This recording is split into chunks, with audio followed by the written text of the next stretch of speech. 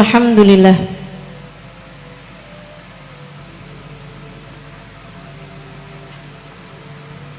Wassalatu wassalamu ala Rasulillah Muhammad ibn Abdillah wa ala alihi wa sahbihi wa man walah. Subhanaka la ilma lana illa ma 'allamtana innaka antal alimul hakim. Rabbi shrah li sadri wa yassir li amri wahlul 'uqdatan min lisani yafqahu qawli, amma ba'du. Sama-sama kita hormati, kita sayangi keluarga besar dari Pondok Pesantren Al-Hamidiyah, para bunyai-bunyai kita doakan semoga senantiasa dalam limpahan rahmat ridha Allah Subhanahu wa taala. Seluruh keluarga besar Al-Hamidiyah mudah-mudahan dipanjangkan umurnya, disehatkan badannya, dimudahkan urusannya, dikabulkan hajatnya, semakin dicinta Allah Subhanahu wa taala dan Rasulnya. Segenap ibu-ibu nyai, para pimpinan pondok pesantren, para pimpinan majelis ta'lim, para ustazah yang mudah-mudahan senantiasa dalam keberkahan, serta tentu saja semua yang hadir di majelis ini, baik ibu-ibu, kakak-kakak, adik-adik, anak-anak, yang mudah-mudahan selalu dirahmati Allah, selalu disayangi Allah, selalu disyafaati Rasulullah, selalu dicintai Nabi besar Muhammad sallallahu alaihi wasallam, dan menjadi perempuan-perempuan yang kelak layak ada di belakang baginda kita Nabi besar Muhammad sallallahu alaihi wasallam di akhirat nanti insyaallah. Amin ya rabbal alamin.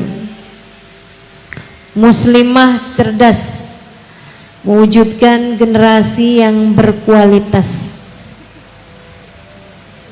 Tema halaqah kita pada hari ini, saudariku sekalian yang saya muliakan, perempuan Allah Subhanahu wa taala menjadikannya berada dalam tempat yang tinggi.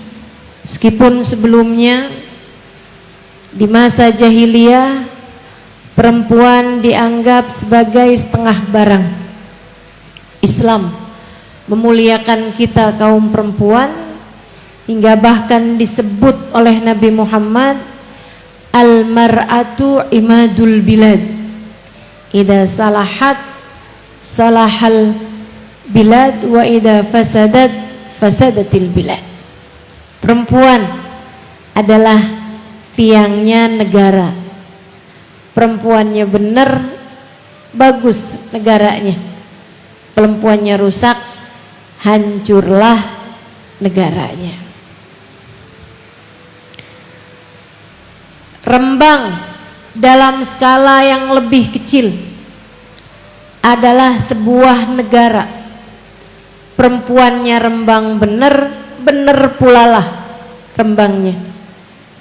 Lasem dalam skala yang lebih kecil lagi. Nilainya tergantung dari bagaimana perempuan-perempuannya. Bagus perempuan di lasem, bagus pula lah lasemnya. Demikian pula dalam skala yang terkecil rumah tanggamu. Apabila kamu sebagai perempuan bagus di dalam rumahmu tersebut, kamu baik di dalam rumahmu, kamu menjadi seorang perempuan yang solehah, maka akan bagus pula lah seluruh keluargamu. Nabi menyebutmu sebagai tiang. Tiang itu dalam sebuah bangunan fungsinya tempat bersandar. pintu sandarannya ke tiang, tembok sandarannya ke atap, sandarannya ke tiang. Sebuah bangunan tetap akan berdiri meskipun temboknya diruntuhkan. Sebuah bangunan tetap akan berdiri meskipun pintunya dirobohkan. Sebuah bangunan bahkan tetap akan berdiri meskipun atapnya diganti. Tapi sebuah bangunan dipastikan akan roboh apabila tiang-tiangnya dihancurkan. Kita nih perempuan, tiang tersebut sandaran bagi suami, sandaran bagi anak-anak. Perempuan, subhanallah, Allah tuh sampai bikin, ini hasil penyelidikan para orang-orang yang bekerja di bidangnya, perbedaan otak laki-laki dengan perempuan. Otak laki-laki itu yang kiri lebih besar daripada otak yang kanan. Yang kanan tuh keterampilan, yang kiri itu akademik, cerdasan berpikir. Yang kiri, yang kanan keterampilan. Itu laki-laki otak kirinya lebih besar daripada otak perempuan. Kalau otak perempuan sama besar antara kanan sama kiri. Sehingga dalam berkehidupan laki-laki itu lebih make akal. Berbeda dengan perempuan. Akan tetapi perempuan itu dapat melakukan berbagai macam kegiatan sambil berpikir. Makanya kamu kalau bicara sama suami, buat para istri nih, kalau suami mendengarkanmu sambil pegang handphone, jangan percaya. Dia kalau lagi mengerjakan sesuatu, entah itu pegang HP, dilihatin handphone, entah itu sambil nonton televisi, dia tidak bisa melakukan dua hal dalam waktu sekaligus. Tapi kalau perempuan, kamu kalau punya anak perempuan, kamu ajak dia bicara, dia sambil ngelihat HP, sambil gambar, percayalah dia mendengarkanmu. Tapi kalau anak laki-laki kamu ajak bicara, dia sambil main game, percayalah dia tidak mendengarkanmu. Karena memang sebagai perempuan kamu adalah tiang. Allah menjadikanmu sebagai tempat bersandar. Sehingga kita lihatlah hasil survei membuktikan jam 9 pagi perempuan di dalam rumahnya sambil masak, masukin baju ke dalam mesin cuci,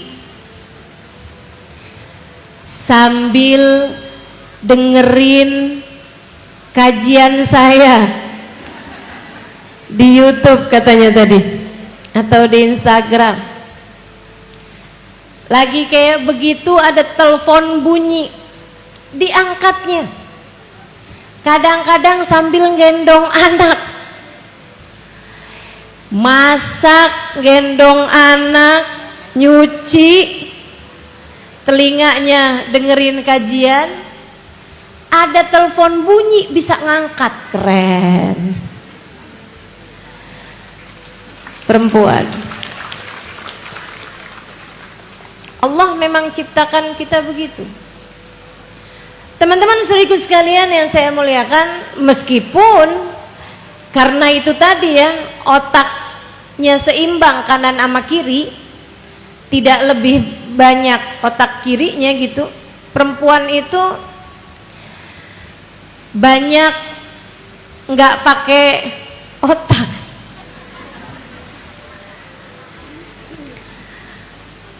Berbagai urusan dia mengedepankan perasaan. Ya Allah, saya pernah baca satu ucapan seorang ulama, perempuan andai tidak karena agamanya, dia akan menjadi seseorang yang dihancurkan oleh perasaannya sendiri. Betul?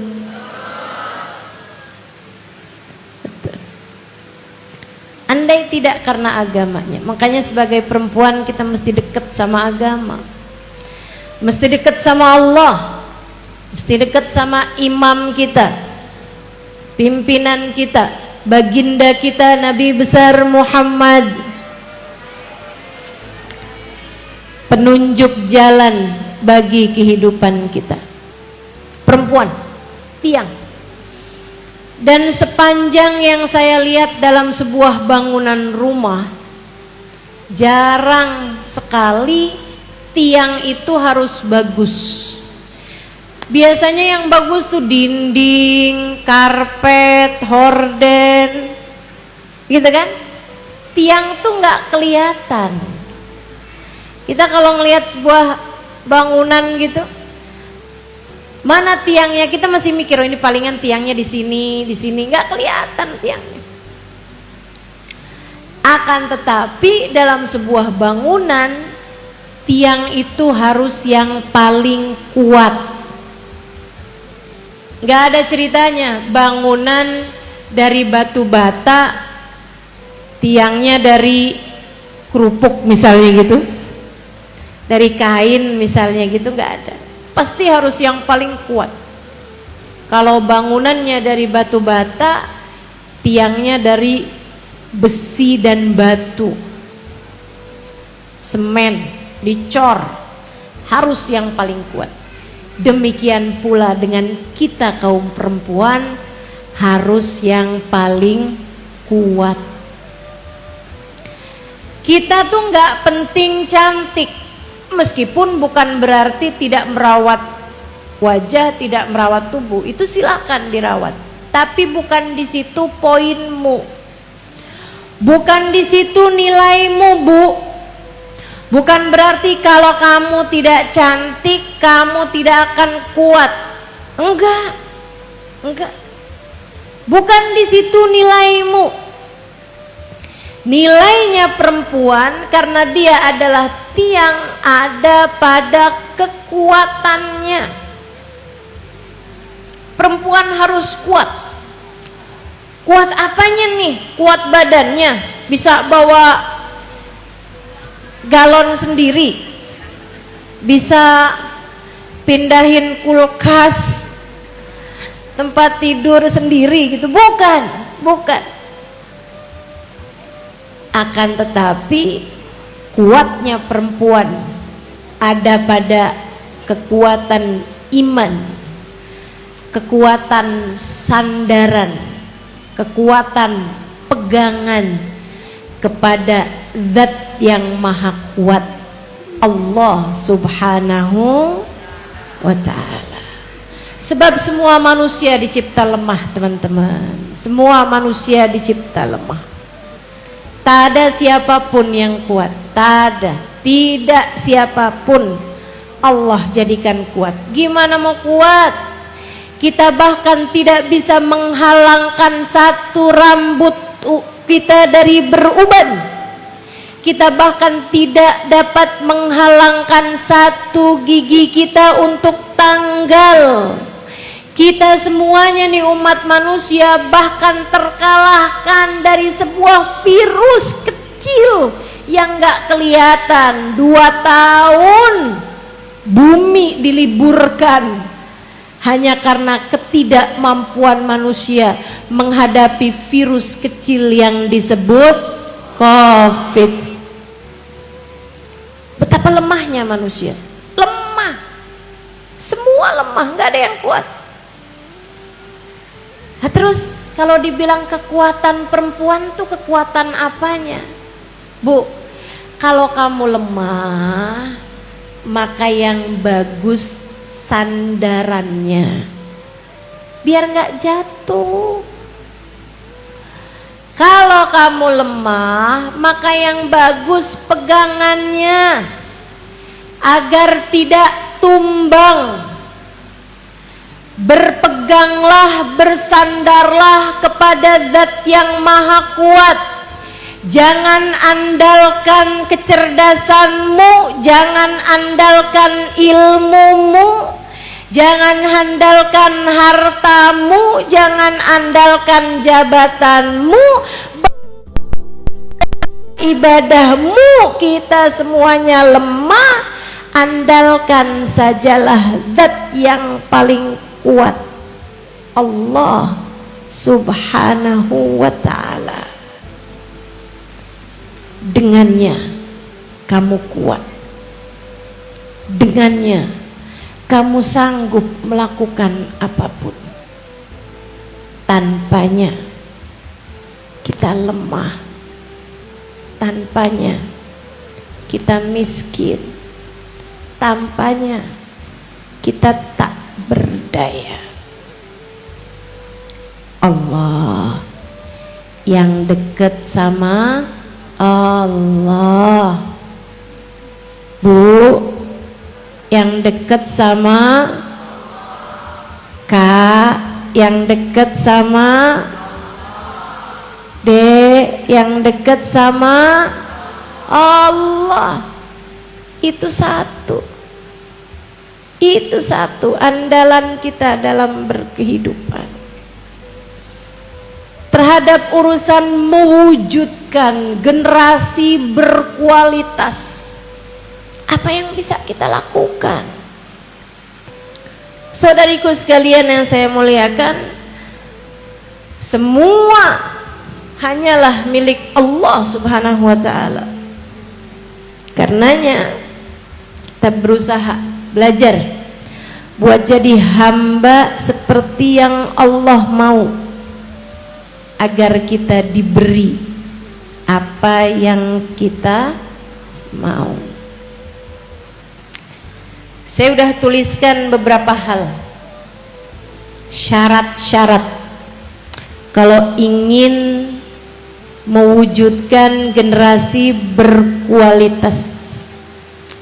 Para ibu, silahkan dicatat untuk program pendidikanmu kepada anak-anakmu. Buat adik-adik juga, calon-calon ibu, kalau adik-adik ditambah nih, jangan mau nikah sama laki-laki yang gak mau mendekat kepada Allah, Dek. Jangan mau nikah sama laki-laki gak sholat, Dek. Jangan mau nikah sama laki-laki yang gak cinta sama Nabi Muhammad, Dek. Kalau ada laki-laki sekaya apapun, seganteng apapun, sebaik apapun padamu, tapi nggak mau sholawatan,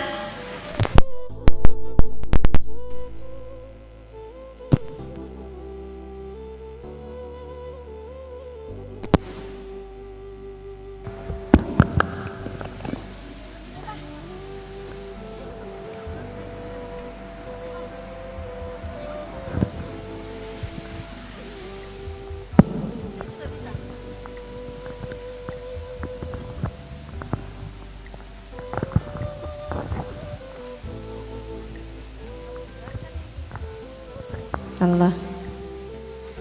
Iya, saya ulangi lagi ya. Jangan mau sama orang yang gak mau sama Allah, gak mau sama Nabi Muhammad. Gak usah terlampau banyak kriteria. Jangan terlampau punya banyak persyaratan. untuk menikah dengan seorang laki-laki. Pokoknya dia baik agamanya, terjaga sholatnya, dan dia cinta kepada Nabi Muhammad. Bismillah. Bismillah. Tentukan tanggal pernikahan.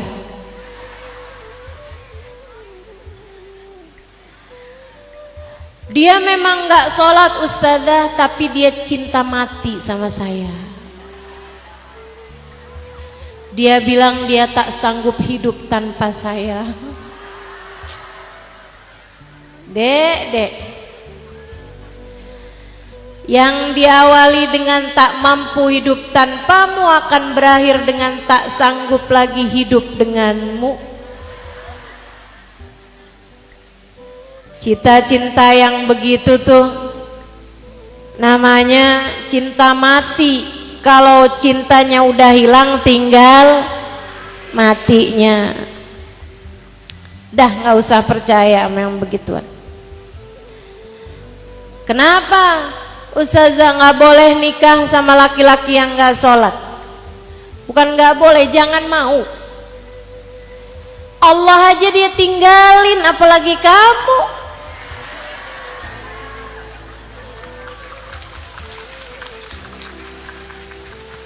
Jangan.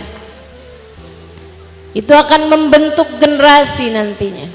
Lihat agamanya. Dan untuk mendapatkan laki-laki yang soleh, dek, kamu pantaskan dirimu menjadi wanita yang soleha. Insya. Nah kalau udah jadi ibu nih, pengen dapat menjadikan anak-anak kita generasi yang berkualitas, apa aja nih yang harus kita lakukan? Kekuatan tadi ini ya, kekuatannya berupa apa? Yang pertama, kamu harus punya ilmunya. Belajar, jangan berhenti belajar. Al-Quran kitab panduan kehidupan kita, penuh berisi tentang tata cara membesarkan anak, apa yang harus dilakukan, apa niatnya. Kata Allah Subhanahu wa taala dalam Al-Quran, dalam rangka mendidik generasi, menghasilkan generasi berkualitas, Allah bercerita dalam Al-Quran, A'udzubillahi minasyaitonirrajim. Wa idh qalat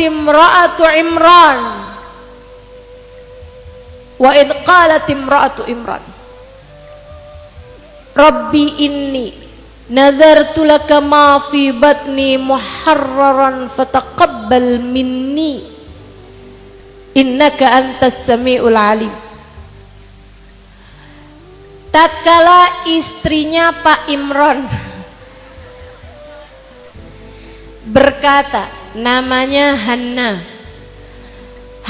berkata, suaminya seorang nabi dan dia seorang perempuan yang sangat soleha, seorang perempuan yang sangat kuat dalam urusan kebergantungan, sandaran, dan menjadikan hidup hanya untuk Allah Subhanahu wa ta'ala.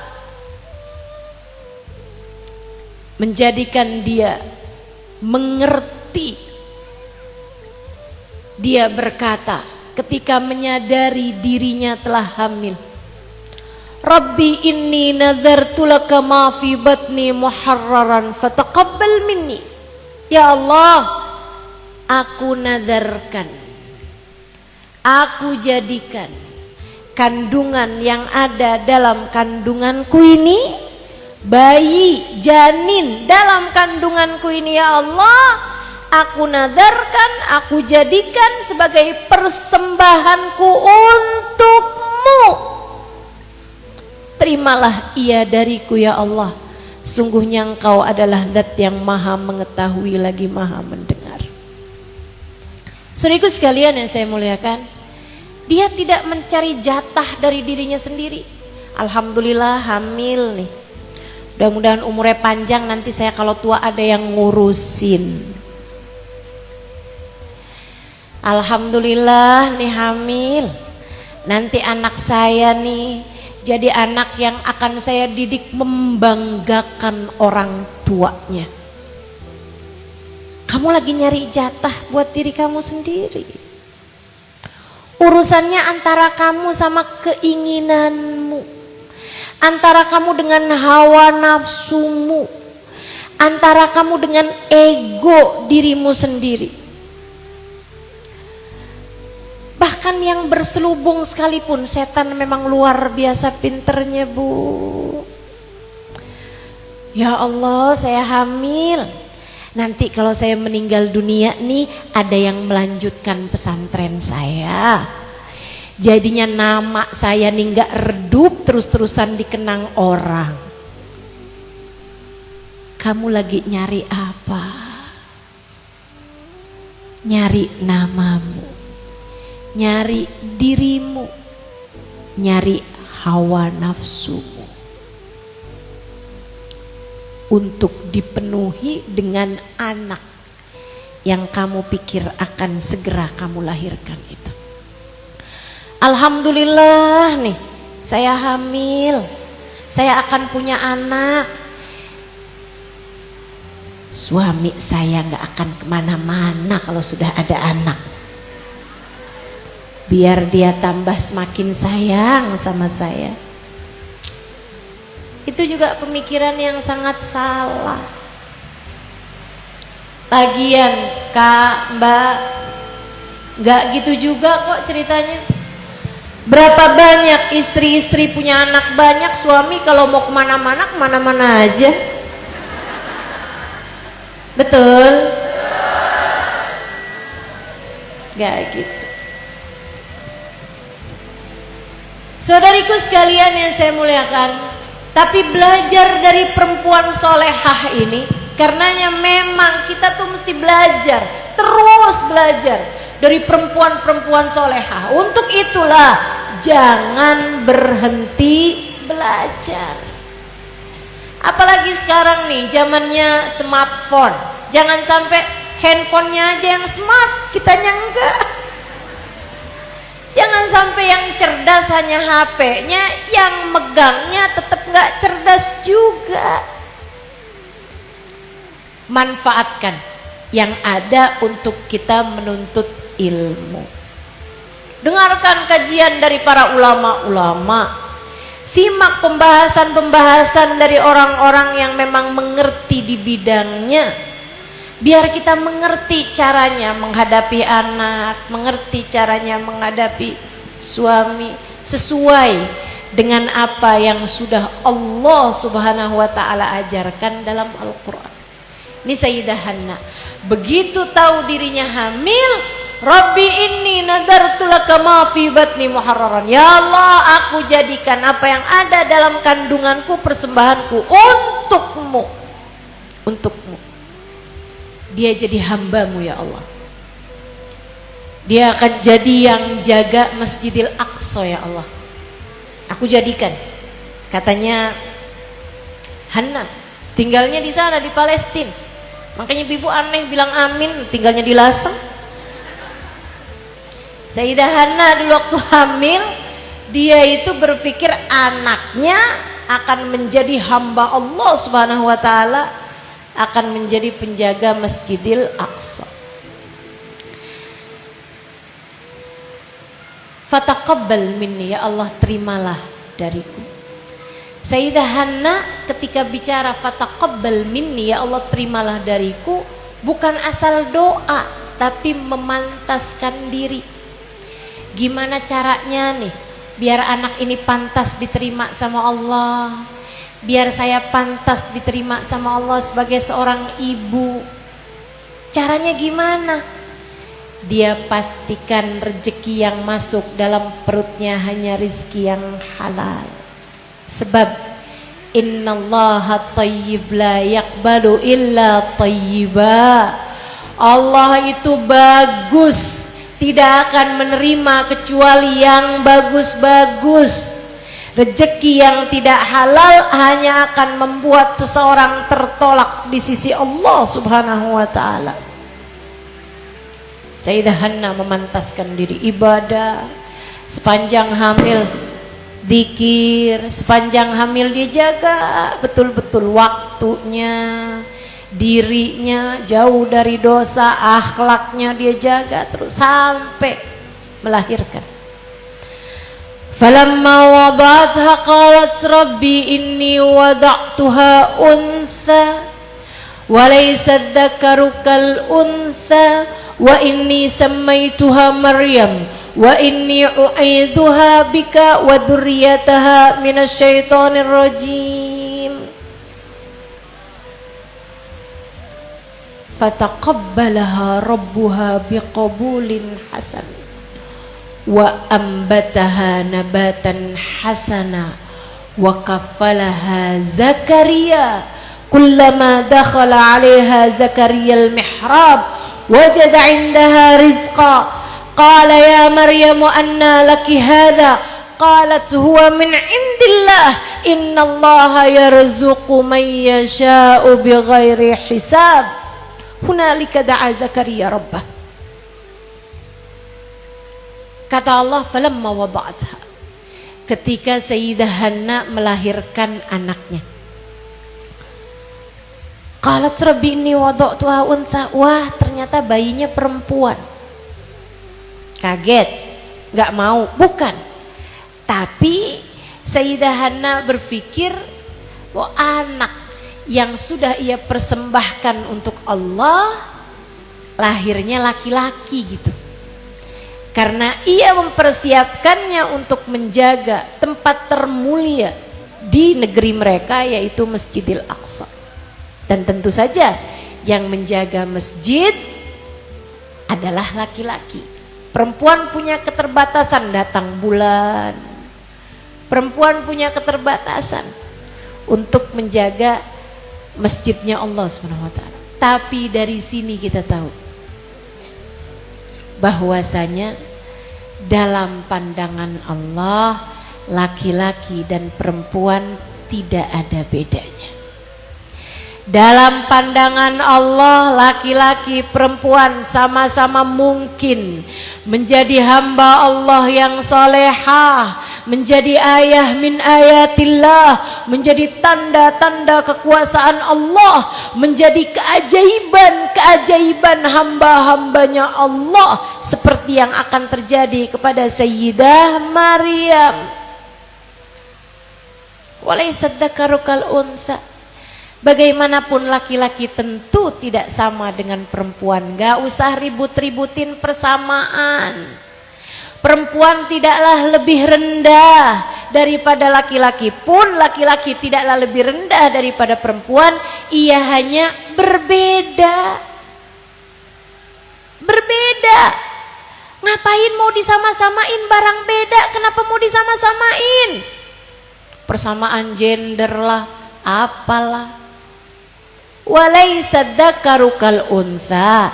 Laki sama perempuan memang beda, Bu, beda. Beda.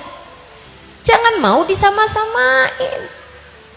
Demi untuk kesetaraan. Kesetaraan gender. Lah mau gimana? Kamu mau ngangkat karung 50 kilo? Gak mau juga kita. Urusan yang laki-laki biarin urusan laki-laki, yang perempuan biarin urusan perempuan. Tenang, kita sama-sama punya peluang untuk surga.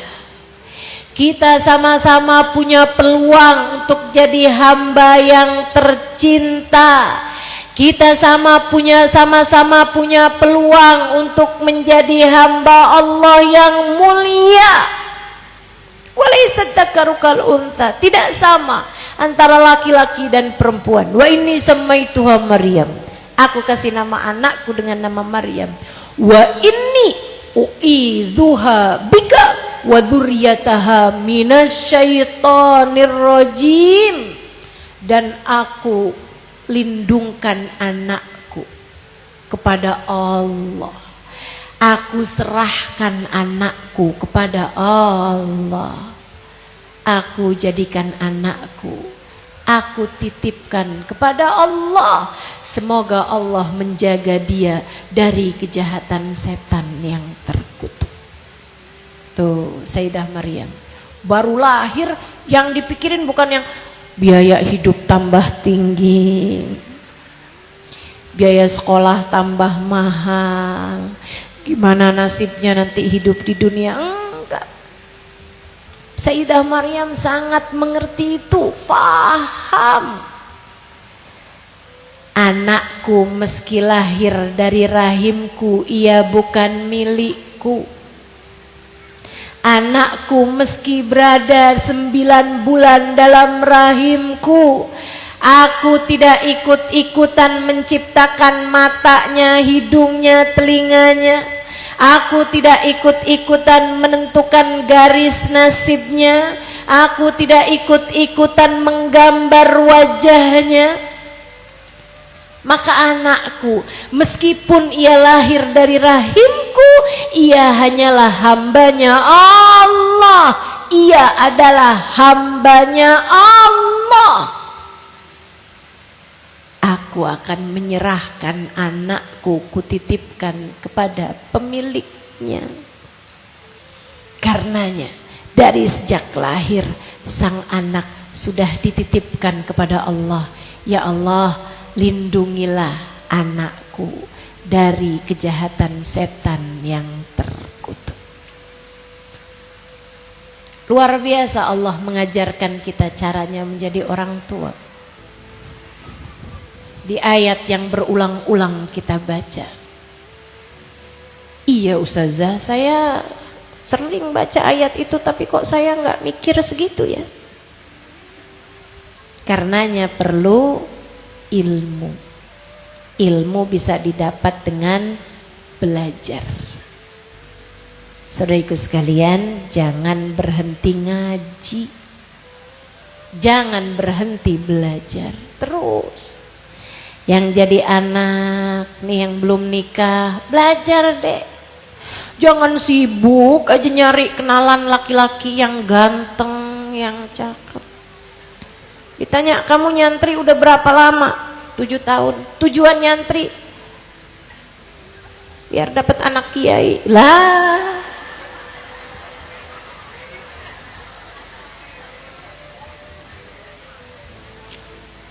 gak gitu.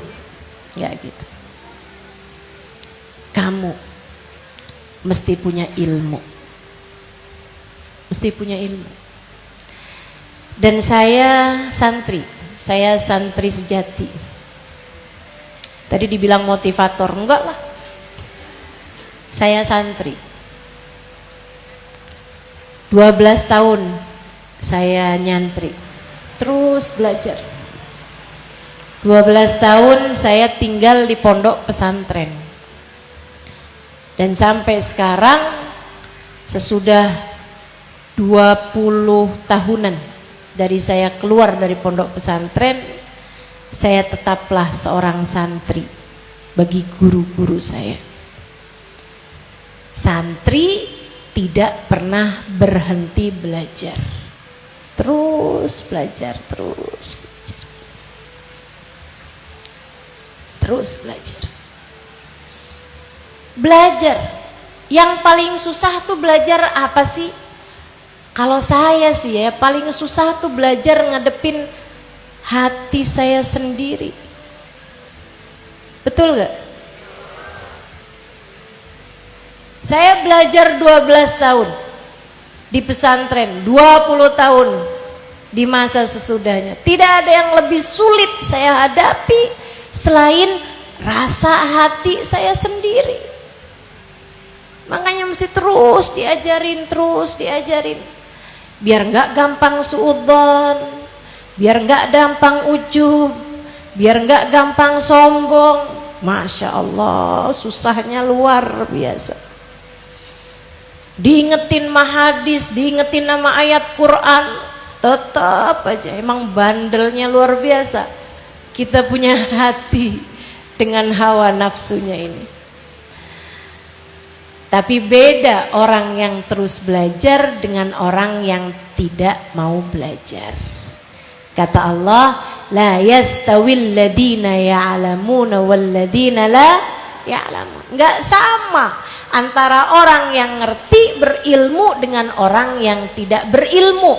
Maka modal utamamu untuk melahirkan generasi yang berkualitas nomor 1 adalah ilmu. Teruslah belajar, teruslah berguru kepada para ulama-ulama yang memiliki sanad ilmu bersambung sampai kepada baginda Nabi besar Muhammad sallallahu alaihi wa ala alihi wa sahbihi wasallam.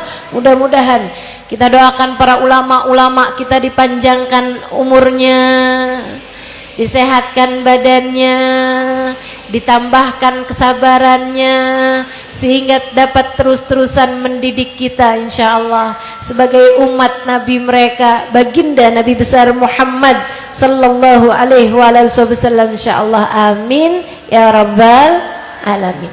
Ilmu pertama. Yang kedua, takwa.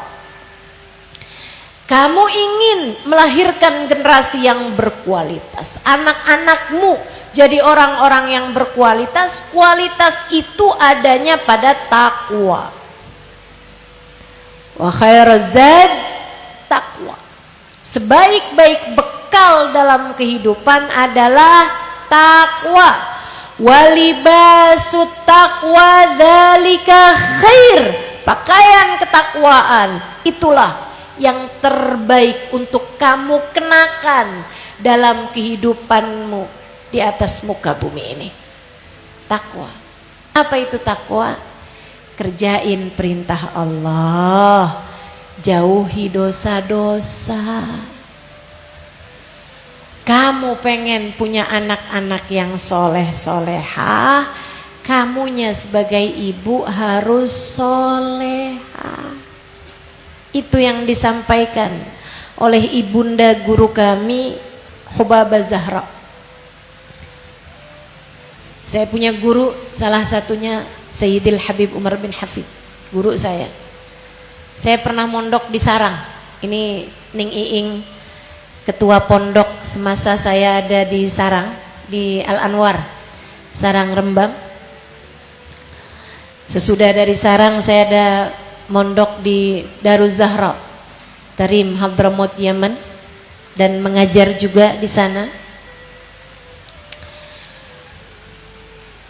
Guru kami Al Habib Umar bin Hafid, ibunya namanya Hubabah Zahra, baru meninggal beberapa tahun yang silam, kayak setahunan sebelum Covid, sekitar tahun-tahun itulah. Teman-teman sekalian, Hubabah Zahra punya anak banyak. Anaknya yang laki-laki yang pertama jadi mufti Tarim semasa hidupnya, baru wafat juga kayak setahunan sesudah Hubabah Zahra. Meninggal di masa pandemi, masa Covid kemarin, tahun 2020 atau 2021 gitu. Habib Ali masyhur namanya, mufti di kota Tarim. Berpuluh-puluh tahun dalam hidup beliau sebagai mufti. Anak laki-laki beliau yang paling kecil Habib Umar bin Hafid. Kita tahulah siapa Habib Umar. Ulama yang sangat karismatik, ulama yang sangat berpengaruh. Bahkan majalah People kalau nggak salah tahun ini menuliskan nama Habib Umar sebagai laki-laki muslim paling berpengaruh dalam dunia Islam saat ini. Nomor satunya Habib Umar bin Hafid. Teman-teman sekalian, Hubabah Zahra punya anak perempuan beberapa orang. Saya kenal, saya banyak kenal putra-putri beliau, dan saya saksinya bahwa putra-putri beliau, putri-putri beliau yang saya temuin semuanya adalah perempuan-perempuan solehah. Masya Allah, semuanya orang-orang hebat semuanya. Teman-teman sekalian, banyak orang bertanya kepada Hubabah Zahra.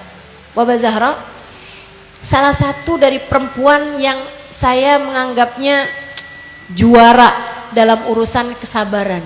Suaminya diculik berpuluh tahun yang lalu, di masa Habib Umar masih umur 10 tahun. Diculik oleh kaum Syuyu'i, kalau di kita PKI ya. Membunuh-bunuhi para ulama, salah satunya ayahandanya Habib Umar bin Hafid. Akan tetapi teman-teman, bersama dengan kehidupan yang sangat berat beliau jalani sebagai seorang istri yang suaminya diculik. Tahukah kamu, setiap kali kita memandang Hubabah Zahra, rasanya kesusahan hilang semua karena beliau senantiasa tersenyum kepada siapapun. Ini perempuan kuat nih. Kenapa bisa begitu kuat? Kuat sandaran sama Allahnya, kuat pegangan sama talinya Allah. Dia laksanakan semua perintah-perintah Allah. Dia tinggalkan semua larangan-larangan Allah. Jauh dari dosa-dosa.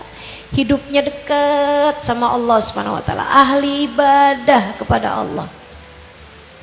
Hubabah Zahra satu hari ditanya, Hubabah nih punya anak soleh-soleh, solehah-solehah. Anak Hubabah Habib Umar bin Hafid, Habib Ali masyhur, Masya Allah Hubabah, Masya Allah. Gimana sih caranya Hubabah biar punya anak kayak begitu? Pinter-pinter, manfaat-manfaat ilmunya. Jadi cahaya yang menerangi, bukan hanya di kota Tarim, bukan hanya di provinsi Hadramut, bahkan bukan hanya di negeri Yaman, bahkan cahayanya bisa sampai seluruh dunia kayak ikut tercahayakan dengan cahayanya Habib Umar bin Hafid. Kok bisa Hubabah punya anak sampai kayak begitu gitu? Gimana caranya nih? Kita nih kepengen anak kita juga jadi anak yang soleh, jadi anak yang ilmunya manfaat gitu. Katanya beberapa perempuan datang kepada Hubabah Zahra. Beliau tanya, kamu punya anak? Iya Hubabah, ada anak saya Hubabah. Kamu pengen punya anak yang soleh? Iya Hubabah, pengen punya anak yang soleh, yang rajin sholat. Iya Hubabah, bener rajin sholatnya, seneng baca Quran. Iya Hubabah, bener yang kayak begitu anak saya.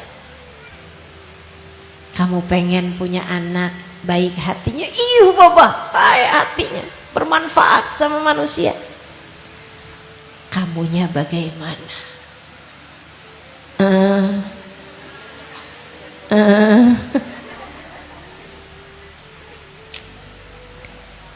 Anakmu akan jadi seperti dirimu, nak. Anakmu adalah bayanganmu, kata Imam Ghazali. Mata yakunul aud mustaqima, mata yakunud dil mustaqima wal audu awaju. Bagaimana mungkin bayangan bisa lurus kalau benda yang bengkok? Maka kamu kalau pengen punya anak yang soleh, pengen punya anak yang soleha, solehahkan pulalah dirimu. Pengen punya anak yang sholatnya terjaga, maka jagalah sholatmu. Pengen punya anak yang bagus hubungannya sama Allah, bagus hubungannya sama Nabi Muhammad, maka kamu perbaikilah hubunganmu dengan Allah, perbaikilah hubungan hatimu dengan Nabi Muhammad.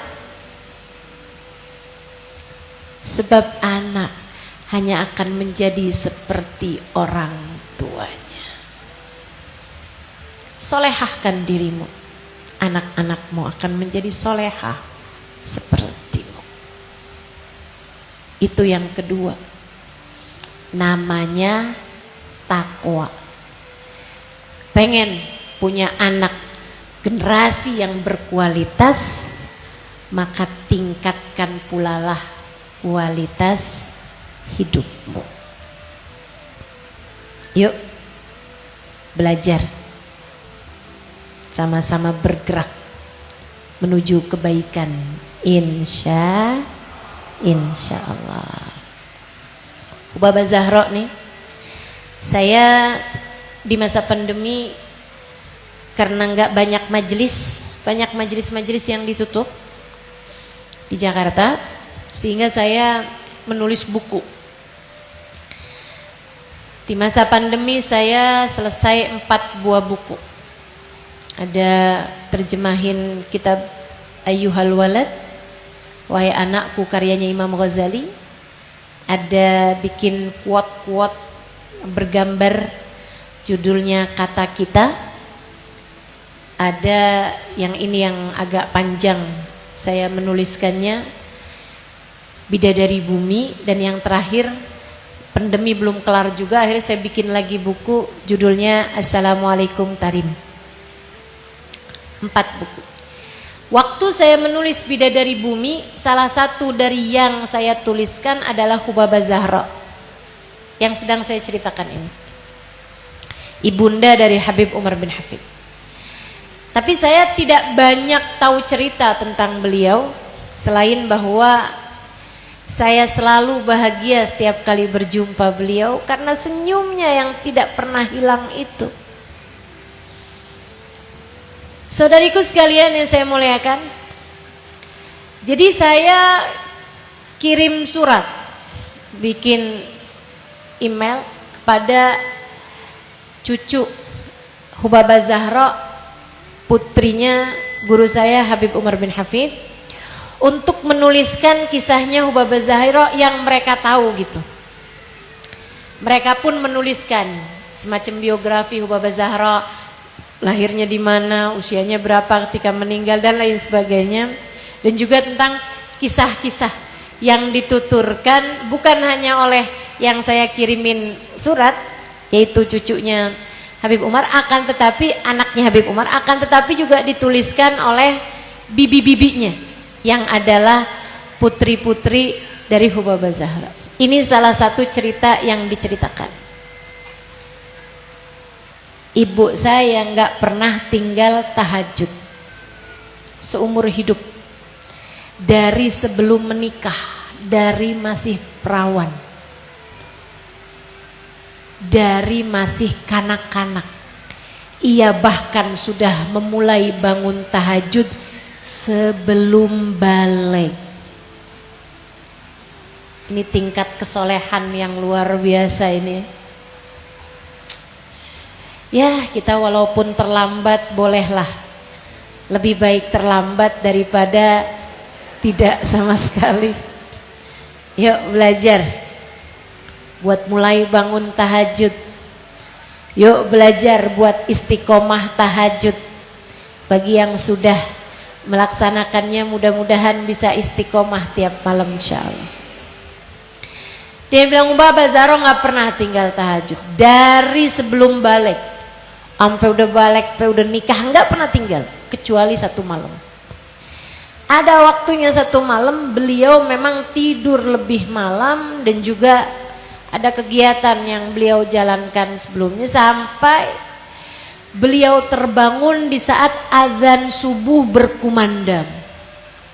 Dan itu beliau terbangun dalam keadaan gemeteran badannya, gemertakan lututnya, lemes lututnya, kayak nggak bisa dipakai berdiri ketika beliau sadar bahwa beliau bangun saat sudah azan subuh. Beliau bangun tuh gemeteran tangannya, dibilang azan al-fajr, itu azan subuh tuh, azan subuh itu azan al-fajr. Dia bilang, ya Allah, Zahra magamat lailatha. Nih Zahra nggak bangun nih malam nih. Zahra nggak bangun nih malamnya. Astagfirullah, astagfirullah, astagfirullah. Beliau nangis terseduh-seduh sebelum beliau kemudian pergi ke tempat kamar mandinya. Dia bilang, ya Allah, Zahra nggak bangun nih malam. Zahra nggak bangun. Astagfirullah, astagfirullah, maafin Zahra ya Allah, maafin Zahra ya Allah. Nggak lagi-lagi ya Allah, maafin Zahra ya Allah, maaf ya Allah, maaf ya Allah. beliau pergi wudhu masih dengan gemeteran tubuhnya. Keluar dari kamar mandi, sebelum mengerjakan sholat subuh dan qobliyah subuh, beliau sholat taubat dulu 2 rakaat, mentaubati tidak bangun malamnya beliau. Bagaimana kabarmu teman-teman? Bagaimana kabar kita? Membicarakan generasi berkualitas adalah membicarakan kualitas diri sendiri. Insya Allah. Kata putri-putrinya, sepanjang hari itu adalah hari di mana kami mendapati ibu kami menangis sepanjang hari. Sampai besoknya baru berhenti nangisnya ketika malam besoknya beliau kembali tahajud dan tidak pernah ditinggalkan sampai beliau meninggal dunia. Keren. Kualitas.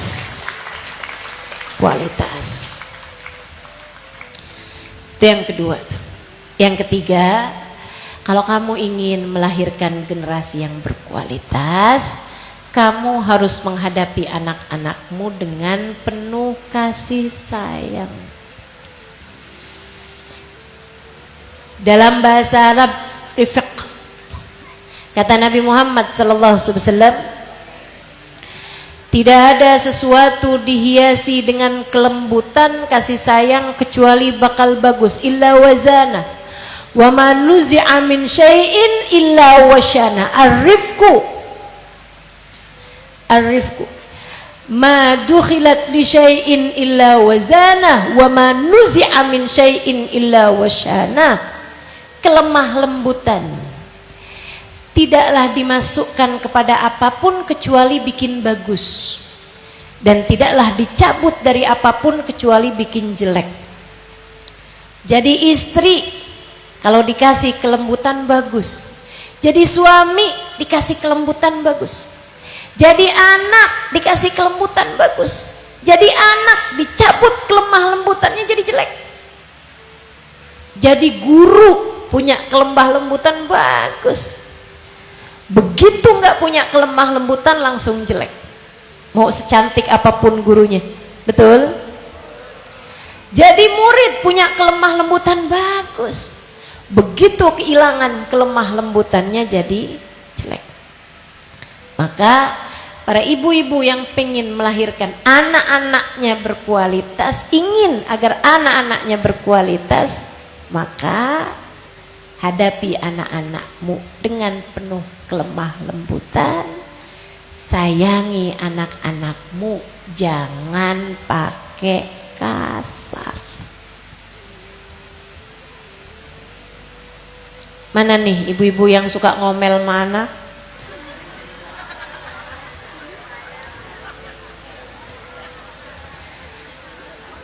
Ibu saya baru meninggal dunia setahun yang lalu, bulan November, setahun sebulan dari sekarang. Sepanjang saya jadi anaknya, saya nggak pernah tahu ibu saya marah sama saya, nggak pernah. Nggak pernah, sama sekali. Saya nggak tahu ibu saya marah sama saya kayak gimana modelnya tuh, nggak tahu.